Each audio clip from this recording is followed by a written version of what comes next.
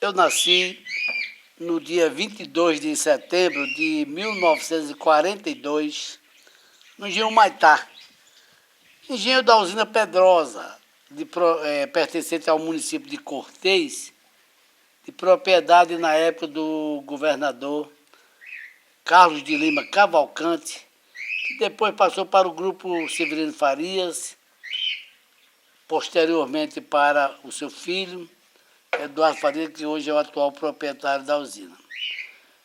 Sou um homem simples, muito simples, e faço questão de ser e continuar simples, de origem humilde.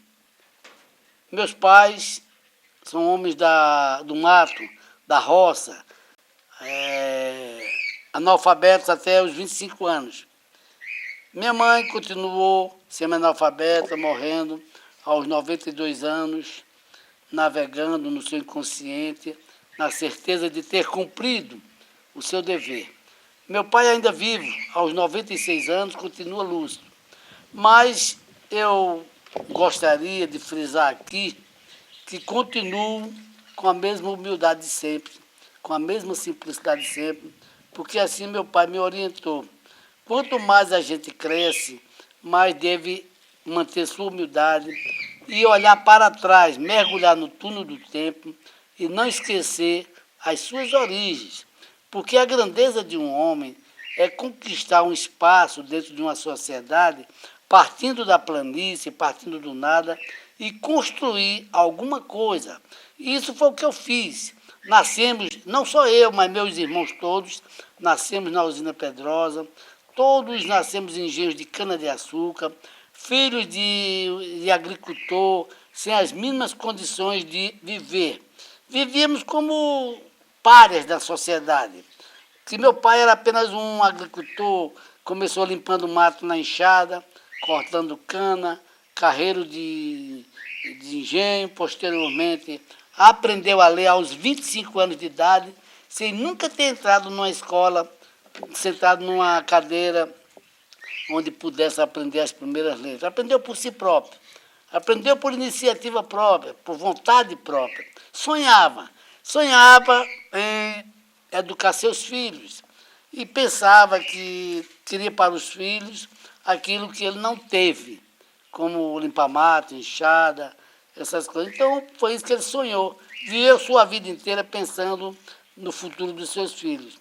Nós estudamos todos em engenhos de cana-de-açúcar. Aprendemos a ler nos engenhos, nas escolas dos engenhos, que naquela época o filho do agricultor aprendia a ler para ser eleitor e votar nos candidatos na época de política dos donos da usina.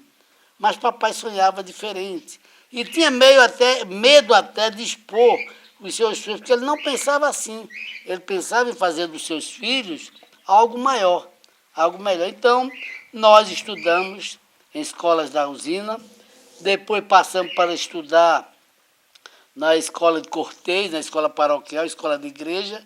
Depois de terminado o primário, fomos para Palmares, onde nós fizemos o ginásio.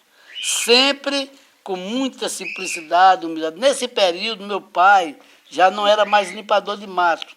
Papai já era um administrador de engenho.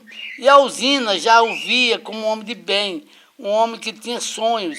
E o coronel Novaes, atual gerente da usina nesta época, ajudou meu pai a pagar o aluguel de uma casa em Palmares para que nós pudéssemos estudar no ginásio municipal de Palmares. E assim o fizemos. Fizemos o ginásio, naquela época não tinha científico em Palmares, e tínhamos que ir para Recife.